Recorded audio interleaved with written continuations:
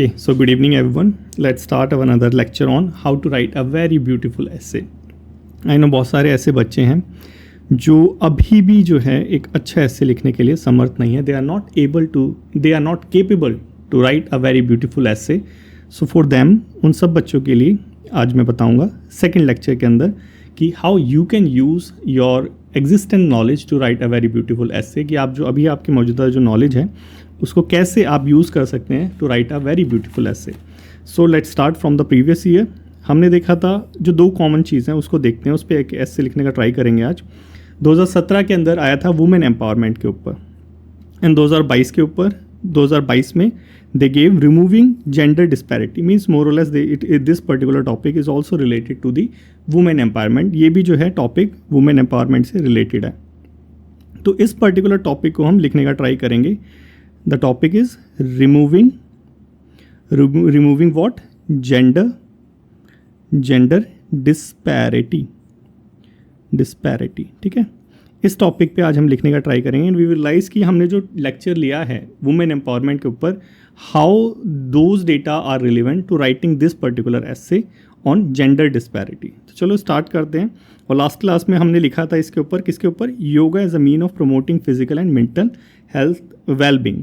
और आपने काफ़ी हद तक जो है समझने की कोशिश भी करी थी कि कैसे जो है हम जो हमसे पूछा गया हो एसे के अंदर उसी पर हम स्टिक रहें और उसी पे हम जो अपना ऐसे हैं वो लिखें. आज हम जेंडर डिस्पैरिटी के ऊपर आज लिखने का ट्राई करेंगे.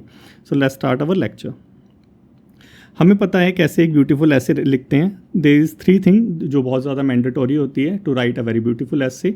First, you have to maintain introduction, then main body, then conclusion. And ये तीनों चीज़ जो होती हैं आपस में रिलेटेड होनी चाहिए, मतलब लिंक्ड होनी चाहिए, तभी जो आपका ऐसे बहुत ज़्यादा अच्छा दिखेगा. सो इंट्रोडक्शन में हम आज स्टार्ट करेंगे. हमने देखा था अप्रोचेज होते हैं, they are several approaches to write a very beautiful essay. How to write a essay जो आपका फर्स्ट लेक्चर था उसके अंदर आपने देख लिया था. लेकिन स्टिल काफ़ी सारे बच्चे अभी भी ऐसे हैं जिनको ये लिखने में अभी भी कैसे उस चीज़ को यूज़ करना है अभी भी नहीं आता. तो उनके लिए भी मैं बताता हूँ कि कई बच्चे जो होते हैं वो एक अप्रोच पे स्टिक रहते हैं. ठीक है, तो वो लास्ट योगा वाले में हमने वही करा था, एक अप्रोच पे स्टिक रहे थे, प्लस उसके साथ हमने एक क्वेश्चन अप्रोच को जो है फॉलो कर लिया था. लेकिन यहाँ पे मैं आपको बताऊँगा कैसे हम जो है स्टैटिस्टिकल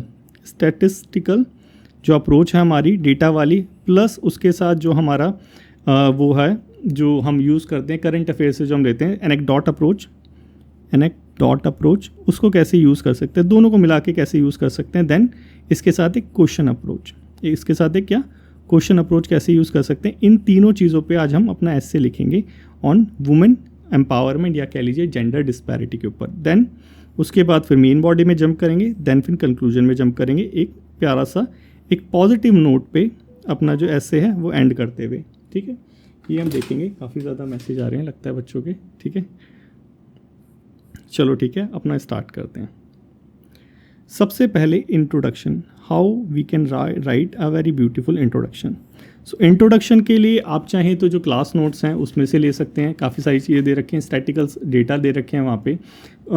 मैं जो लेक्चर लेता हूँ उसके स्टार्टिंग में भी स्टोरी देता हूँ आपको. जो ऐसे के मैंने फॉर्मेट्स प्रोवाइड करा रखे हैं उसके अंदर से भी आप स्टोरी ले सकते हैं. और लास्ट क्लास में मैंने बताया था कि एक द बेटर इंडिया वेबसाइट है, उससे भी जो है आप अपना इंट्रोडक्शन तैयार कर सकते हैं. ठीक है, सो लेकिन मैं किससे तैयार कर रहा हूँ, मैंने न्यूज़पेपर में एक न्यूज़ पढ़ी थी. न्यूज़ थी किसकी, एक लेफ्टिनेंट कमांडर यशवनी सोलंकी की. किफ की, लेफ्टिनेंट कमांडर कौन, यशस्वी सोलंकी. क्यों जो ये लेडी हैं इनका नाम न्यूज़पेपर के अंदर आया, because she became the first women जो हमारी जो प्रेसिडेंट है, हमारी जो प्रेजी हैं, उनकी क्या बनी है, एडे डी कैंप बनी है. ठीक है, इसको मैं यूज़ कर रहा हूँ. इस पर्टिकुलर जो न्यूज़ है ये द हिंदू के अंदर आई थी. आप सभी ने देखा होगा फ्रंट पेज के ऊपर द हिंदू हो गया, टाइम्स ऑफ इंडिया हो गया, जितनी भी न्यूज़पेपर थी, इवन सोशल मीडिया के ऊपर ये न्यूज़ बहुत ज़्यादा आई थी कि जो हमारी पहली कह लीजिए एड डी कैंप है प्रेसिडेंट ऑफ इंडिया की, हमारी द्रौपदी मुर्मू जी की, वो यशस्वी सोलंकी बनी थी. So after this particular achievement, ये एक माइलस्टोन है एक तरह से वुमेन एम्पावरमेंट में, कि एक जो हमारी फर्स्ट वुमेन जो कमांडर हैं, लेफ्टिनेंट कमांडर हैं, वो हमारी प्रेसिडेंट ऑफ इंडिया की जो है एड बनी है. ठीक है, इस पर्टिकुलर न्यूज़ को मैंने स्टार्टिंग के लिए न्यूज़ किया है। स्टार्टिंग के लिए क्या करा है, इसको यूज़ किया है। क्यों? कि यहाँ से एक जो है इम्पैक्ट जाएगा एग्जामिनर के माइंड के ऊपर कि मैं करंट ओरिएंटेड हूँ। मतलब मैं क्या करता हूँ, मैं न्यूज़पेपर रीडिंग करता हूँ, मैंने कोई ऐसे जो है वो रटा हुआ नहीं है, ठीक है। क्योंकि बहुत सारे बच्चे रटा ऐसे लिख देते हैं, उस पर नंबर नहीं मिलते, तो वो रटी हुई चीज़ काम नहीं आती। क्योंकि एक बच्चा रटेगा, दूसरा भी रटेगा, तीसरा भी रटेगा, और वो आपको पता ही है PDF कैसे वायरल होती है टेलीग्राम के ऊपर। आपको समझ गए होंगे मेरा इशारा कहाँ पे है। तो जब टेलीग्राम के ऊपर वायरल इतनी ज़्यादा होती है तो एक रटेगा तो उसको दूसरा भी रटेगा, तीसरा भी रटेगा, तो यूनिकनेस कहाँ रह गई, तो वहाँ पे नंबर कट जाते हैं, ठीक है। तो इसीलिए मैं न्यूज़पेपर की न्यूज़ से स्टार्ट करता हूँ ताकि जो फ्रेशनेस है ऐसे के अंदर वो दिखाई दे कि हाँ करंट ओरिएंटेड है। There after using this particular anecdote of Lieutenant Commander Yashasvi Solanki, she became the first woman lady to be appointed as a AD camp of President of India Draupadi Murmu. तो सबसे पहला तो यहाँ से मैंने स्टार्ट कर दिया। देर आफ्टर उसके बाद मैं क्या करूँगा, उसके बाद मैं, क्योंकि ये एक तरह से क्या है, अचीवमेंट है, ठीक है, वुमेन एम्पावरमेंट के लिए अचीवमेंट है ना। अब इस अचीवमेंट को मैं अब कॉन्ट्रास्ट दिखाऊंगा। क्या ये ऐसा थोड़ा ना कि जो पूरी इंडिया की जो वुमेन है वो एकदम से एम्पावर हो चुकी हैं because lieutenant commander Yashasvi Solanki जो है वो प्रेसिडेंट की D कैंप बन चुकी है। तो अभी रिसेंटली, अब ये तो हो गया हमारा क्या, एनेक्डोट। इसी को मैंने कनेक्ट करा किसके साथ, इसका अपोजिट व्यू दिखाना है मेरे को एकदम ना। अपने इंट्रोडक्शन के अंदर मैंने क्या बोला था, ये जो उल्टा पिरामिड जिसको मैंने मिटाया नहीं है, मैंने बोला था मेन पार्ट यहाँ पे दिखाना है। क्या दिखाना है? मेन पार्ट यहाँ पे दिखाना है, ठीक है।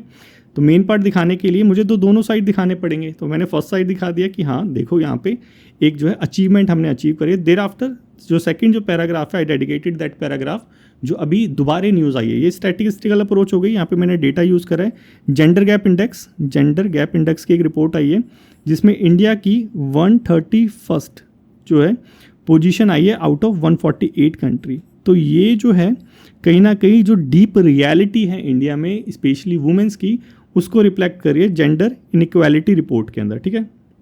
UNDP का है, UNDP का क्या है, जेंडर इनइक्वालिटी रिपोर्ट, ठीक है।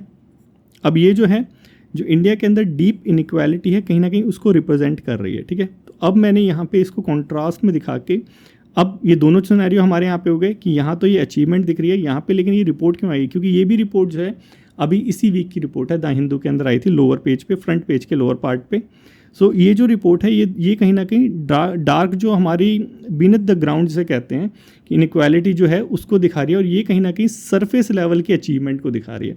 तो दोनों चीज़ को यहाँ पे दिखाते हुए then I asked a question कि रियलिटी क्या है, आस्क कर कि रियलिटी क्या है, ठीक है। तो अब रियलिटी क्या है यहाँ पे क्वेश्चन पूछ के I indicated that what will follow in the main body, ठीक है। तो अब देखते हैं यही सारी चीज़ें, क्योंकि इस चीज़ को पहले तो हमें प्रिपेयर करना होगा कि क्या लिखना है, क्या दिखाना है। ऐसे स्टार्ट करने से पहले जो फर्स्ट एंड फॉरमोस्ट जो पॉइंट है वो क्या, आपके माइंड में पॉइंट क्लियर होना चाहिए कि आप क्या रिप्रेजेंट करना चाहते हैं अपने एस्से के थ्रू, क्या बताना चाहते हैं, क्या मैसेज कन्वे करना चाहते हैं। अगर वो मैसेज आपके माइंड में क्लियर है देन वो एस्से में भी रिफ्लेक्ट होगा, जैसे यहाँ पे आपको रिफ्लेक्ट होगा, ठीक है। अब इसको मैंने लिख लिया है, सेम चीज़ आई रॉट द सेम चीज़ जो मैं अभी डिस्कस करिए। Lieutenant commander Yashasvi Solanki recently made a history, first woman बन गई, she was appointed AD camp to the president of India Droupadi Murmu. Milestone है, definitely it is a milestone and a like positive step toward the gender parity, ठीक है। ये दिख रहा है हमें, बिल्कुल दिख रहा है कि वुमेन जो है बन गई AD कैंप, जेंडर पैरिटी की तरफ एक पॉजिटिव इम्पैक्ट है। तो अब यहाँ पे एक चीज़ को ध्यान रखना कि gender parity, gender disparity, gender equality, ऐसे वर्ड यूज़ करना। क्यों यूज़ करना? क्योंकि हमारा टॉपिक क्या था, हमारा टॉपिक था जेंडर डिस्पैरिटी। तो जब जब ये वर्ड यूज़ करोगे एक इंडिकेशन जाएगा कि हाँ we are sticking to the line, हम उसी लाइन पे चल रहे हैं जो लाइन पे चलने के लिए बोला था, ठीक है। और आगे अडेयर करेंगे इसको, ठीक है। अब ये हो गया हमारा पहला पैराग्राफ कि हमने रिप्रेजेंट कर दिया कि हाँ भाई जेंडर पैरिटी की तरफ we are moving towards it. But however, यहाँ पे मैंने, ये कनेक्टिंग वर्ड्स होता है, देखो ये जो है ना हाउएवर, ऐसे वर्ड्स जो होते हैं ये कनेक्टिंग वर्ड्स होते हैं। तो इन कनेक्टिंग वर्ड्स को यूज़ ज़रूर करना जब भी आपको दो पैराग्राफ को कनेक्ट करना हो, ठीक है। However I use in contrast reality what we have seen that UNDP has released a report called gender inequality index, ठीक है। इस रिपोर्ट में India got 130th rank out of 148 country. ये क्या दिखा रही है? ये तो स्टार्क ये जो डिफरेंस है वो दिखा रही है।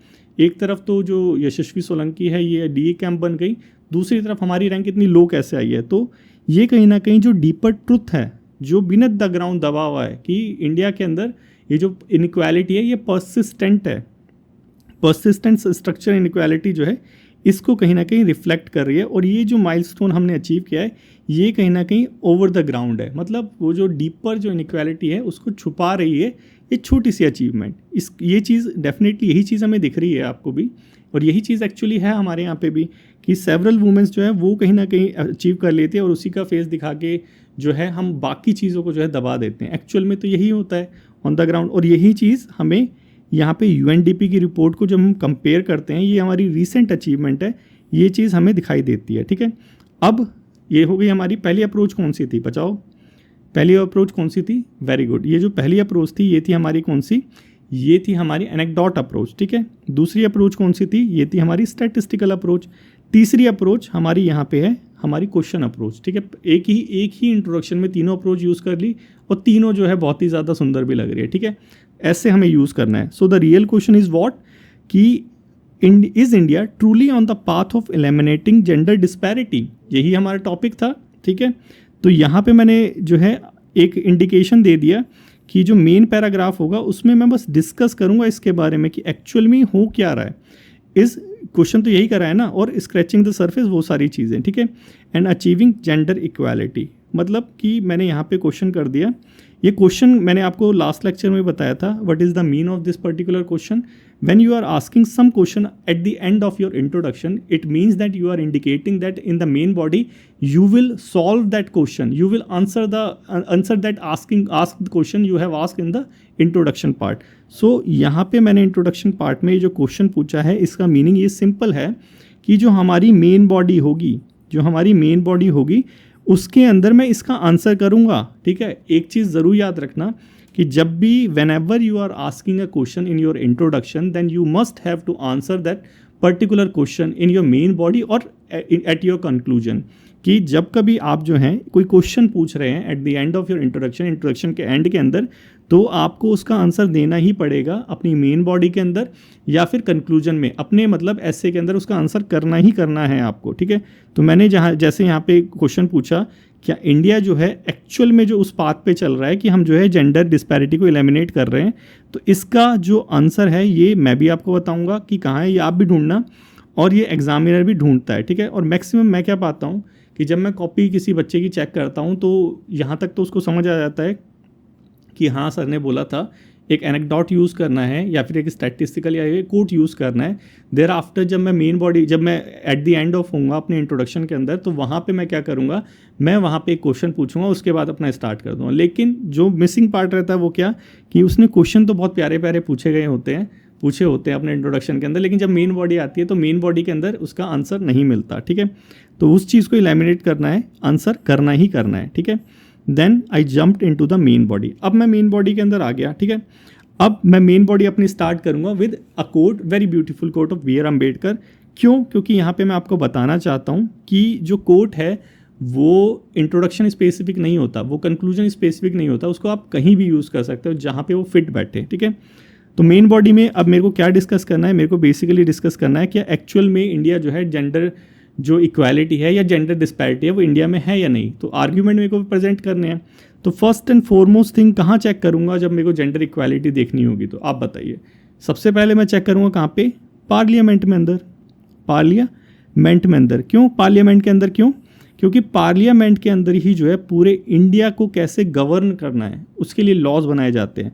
अगर सोच के देखो पार्लियामेंट के अंदर ही जो है जेंडर इक्वालिटी नहीं है, ठीक है, जेंडर पैरिटी नहीं है, तो वर्ल्ड में पूरे हमारे देश के अंदर, वर्ल्ड नहीं पूरे देश के अंदर कैसे मैं एक्सपेक्ट कर लूँ कि जेंडर पैरिटी होगी, क्योंकि हमारे पार्लियामेंट में नहीं है। जब पार्लियामेंट में नहीं है तो वुमेन स्पेसिफिक लॉ जो है कैसे बनेंगे, तो इसीलिए सबसे पहले मैं एनालाइज करूँगा पार्लियामेंट के अंदर।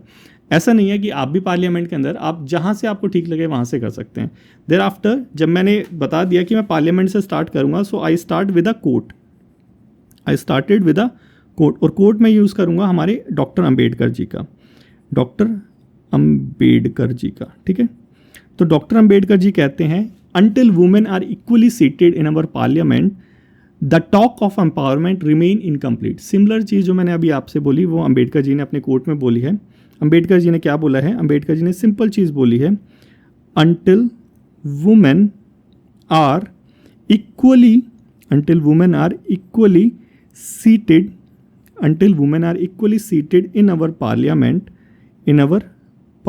इसका मतलब तो आपको समझ आ रहा होगा, in our parliament, the talk of empowerment remains incomplete. ठीक है, तो ये सिंपल चीज़ जो मैंने आपसे अभी डिस्कस करी थी कि अगर पार्लियामेंट के अंदर ही जेंडर पैरिटी नहीं होगी, अगर पार्लियामेंट के अंदर ही जेंडर इक्वालिटी नहीं होगी, then how can I expect कि पूरे देश के अंदर जो हमारा इंडिया है उसके अंदर जेंडर पैरिटी होगी.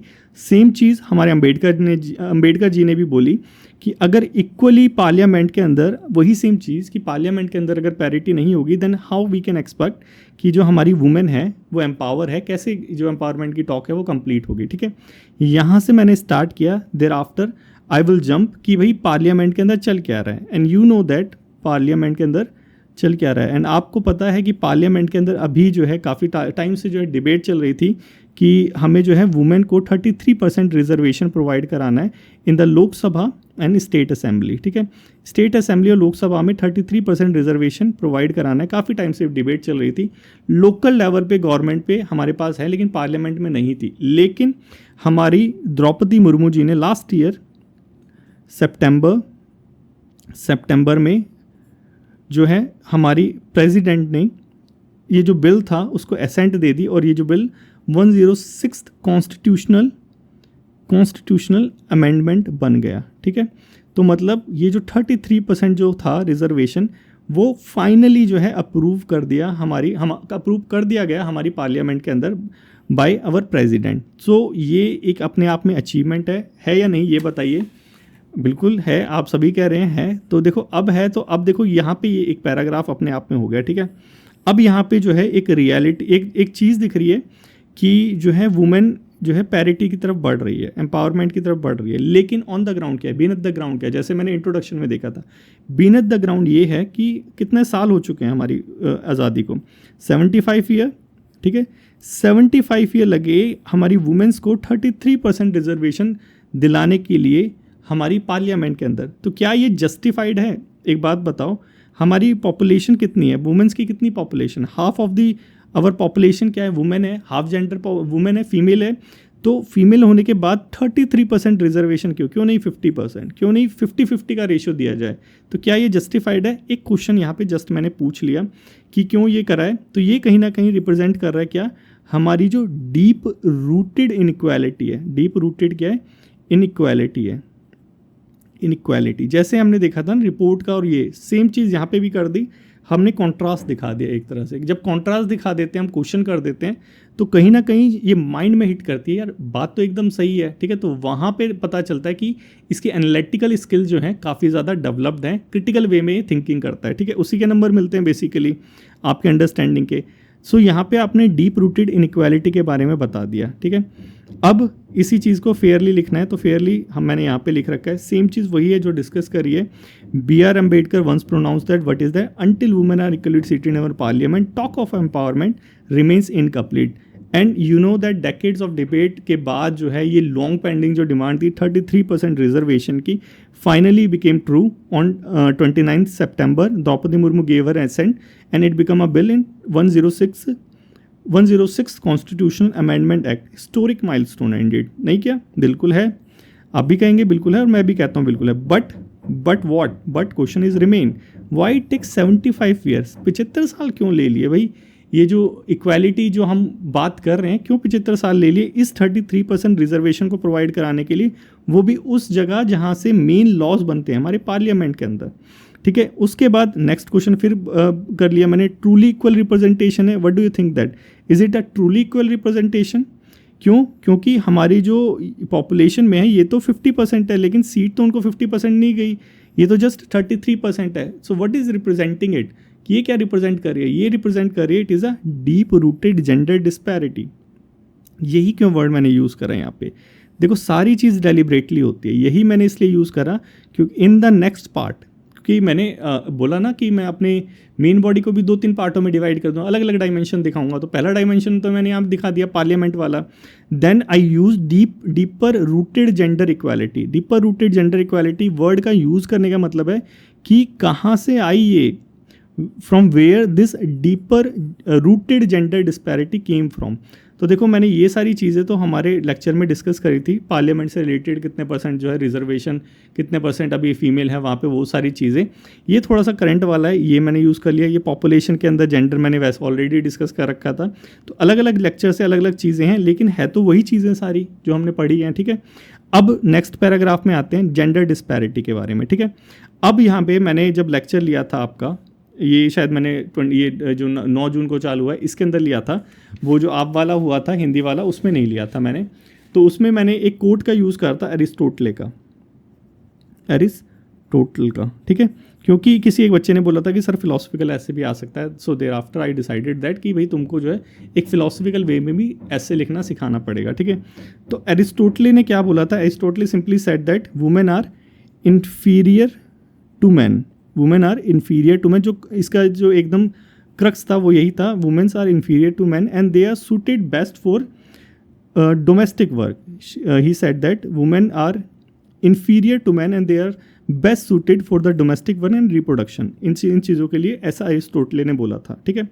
तो एक यहाँ पे करके कहीं ना कहीं मैंने ये चीज़ दिखा दी क्या, जो डीपर जेंडर डिस्पैरिटी है इवन हमारे फिलोसफिकल वे में। But in contrast Yuval Noah Harari, ठीक है।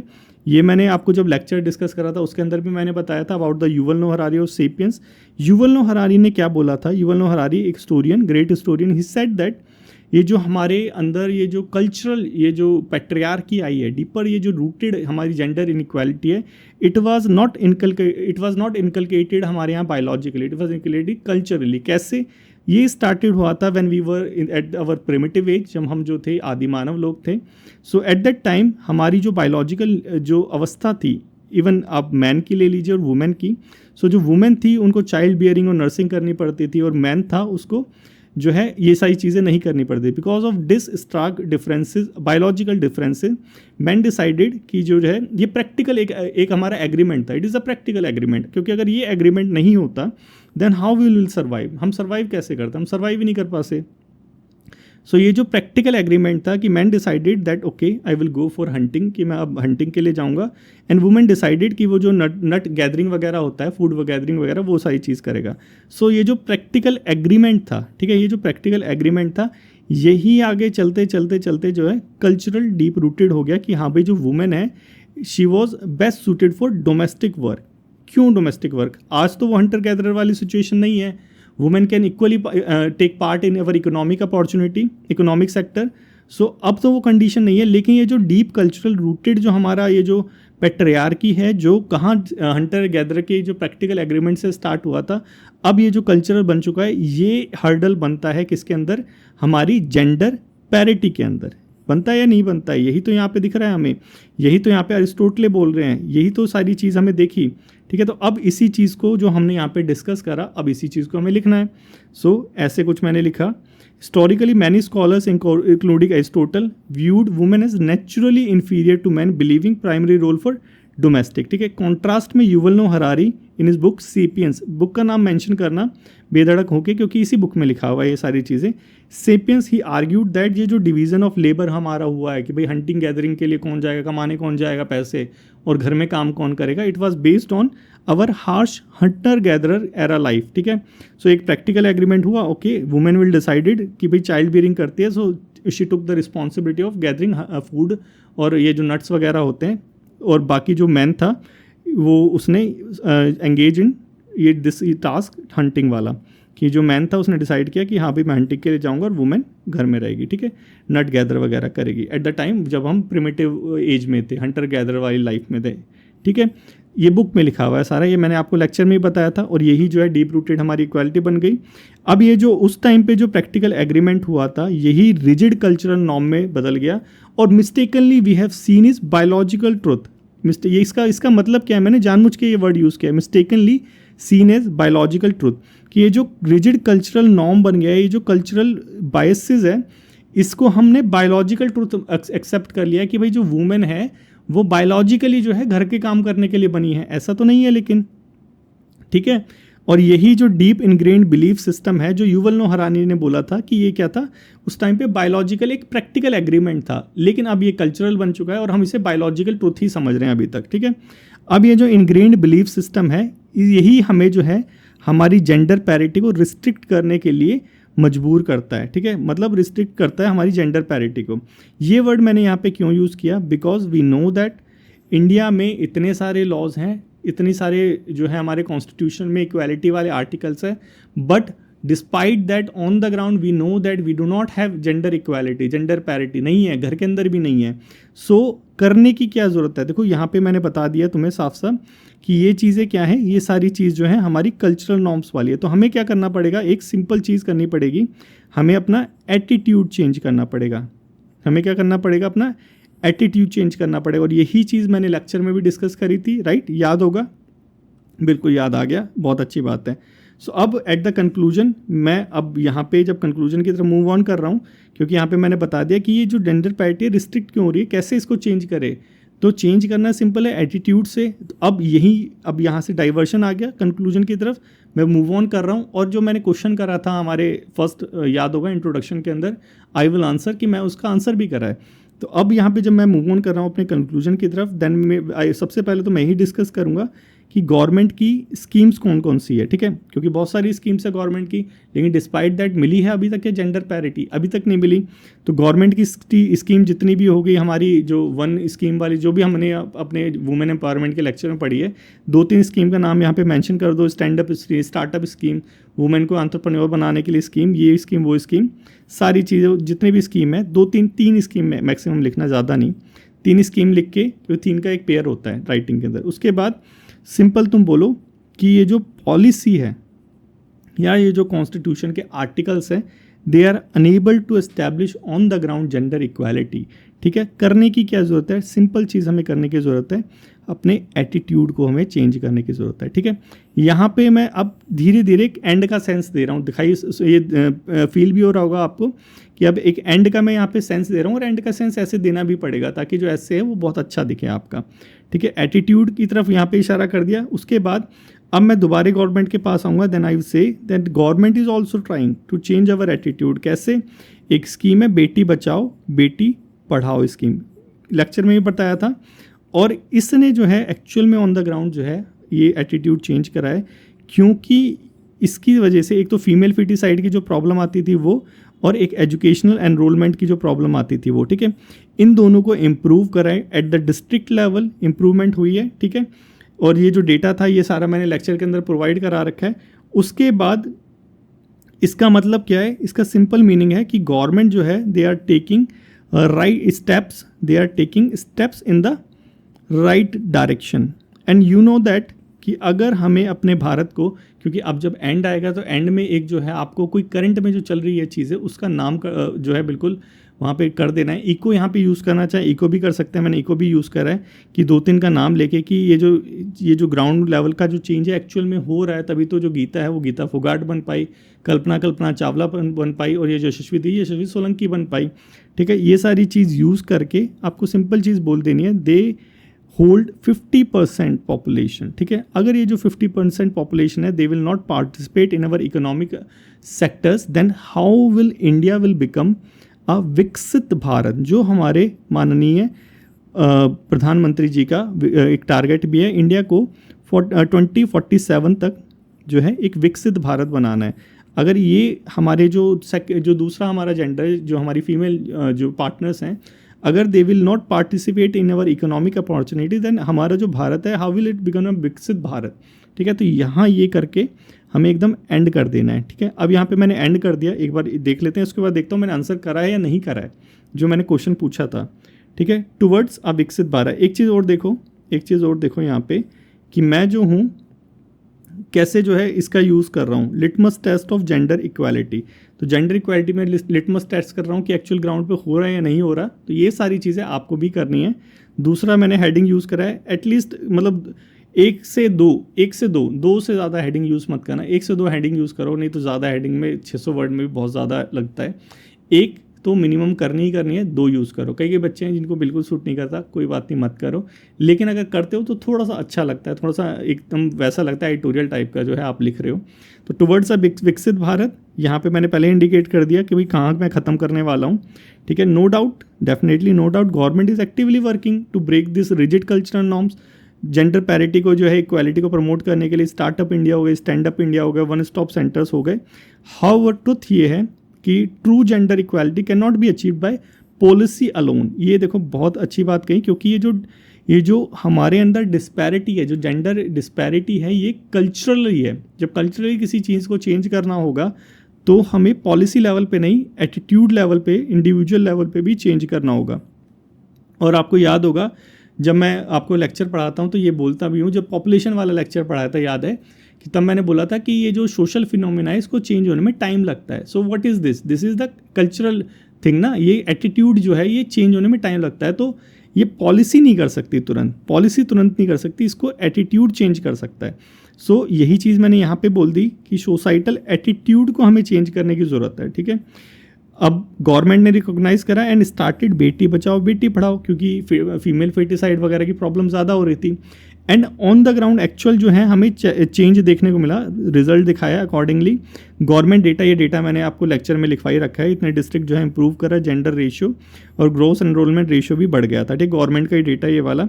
सो these are meaningful step in the right direction, ठीक है। मतलब गवर्नमेंट जो है एकदम सही डायरेक्शन में जो है मूव ऑन कर रही है, और इसका जो इम्पैक्ट है definitely it is visible in the life of Kalpana Chawla, Geeta Phogat and most recently हमारी जो लेफ्टिनेंट कमांडर है यशस्वी सोलंकी, ठीक है। शी बिकम, तो वो सारी चीज़ यहाँ पे लिख दी। देर आफ्टर देखो यहाँ पे मैंने एक इको भी डाल दिया, ठीक है, दिख रहा है यहाँ पे एक इको भी डाल दिया, मतलब पूरे ऐसे को मैंने यहाँ पे बाइंड भी कर दिया। देर आफ्टर एक छोटे से जुमले के साथ, मैं तो जुमला ही बोलूँगा इसको, क्योंकि जुमला मतलब कि जो गवर्नमेंट की स्कीम है वो, ठीक है, समझ जाओ इस चीज़ को तुम। Such milestone reflecting a changing India, ठीक है, वो सारी चीज़ें। उसके बाद बिल्डिंग अ विकसित भारत, तो ये जो पूरा जो रिप्रेजेंटेशन है वो ज़रूरी है। तो वही सारी चीज़ जो मैंने अभी समझाई उसी वे में मैंने यहाँ पे लिख दिया, ठीक है। तो ये सारी चीज़ें जो हैं आपको पहले से प्रिपेयर करनी पड़ेगी, ठीक है। ऐसा नहीं है कि एग्ज़ाम में जाके जो है आप एकदम धावा बोल दो और जो है सारी चीज़ हो जाए, ऐसा तो होगा नहीं।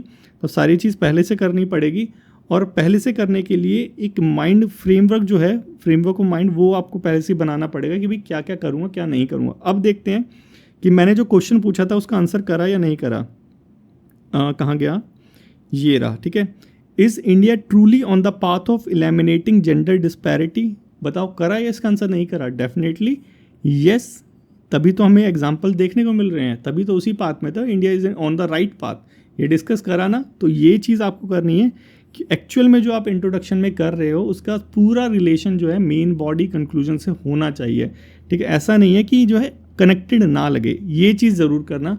जब कनेक्टेड होगा तो डेफिनेटली नंबर मिलेंगे ही। वो जो पहले वाले स्टूडेंट थे, और बहुत सारे स्टूडेंट हैं जिनको बहुत अच्छे अच्छे नंबर मिले हैं, बहुत अच्छी सर्विस कर रहे हैं, स्टेटस लगाते हैं, उसके बाद मिलने भी आते हैं, तो काफ़ी अच्छा लगता है। तो ऐसे आप भी सेलेक्ट हो, मिलने आओ, और बस करना पड़ेगा ये सारी चीज़ें, ठीक है। तो अब क्या करना है, what should I do next यही करना है। हाफ पेज का नोट्स लो और हर एक टॉपिक पे एक नोट्स बना डालो, अपना एक इंट्रोडक्शन, अपना एक मेन बॉडी, अपना एक कंक्लूजन, कैसे कैसे सारी चीज़ होगी। एक चीज़ याद रखना, करंट ओरिएंटेड ज़्यादा रखना, क्योंकि थोड़ा बहुत तो आपको खुद भी मेहनत करनी पड़ेगी। लेक्चर मैंने भले ही आपको प्रोवाइड करा दिए, लेकिन कुछ भी चीज़ चल रही हो इधर से उधर से करके, एक आधा वर्ड चाहिए होता है, उसी से पता चल जाता है कि हाँ भाई ये जो है थोड़ा सा ब्रॉड माइंड वाला है, वो चीज़ करनी है आपको, ठीक है।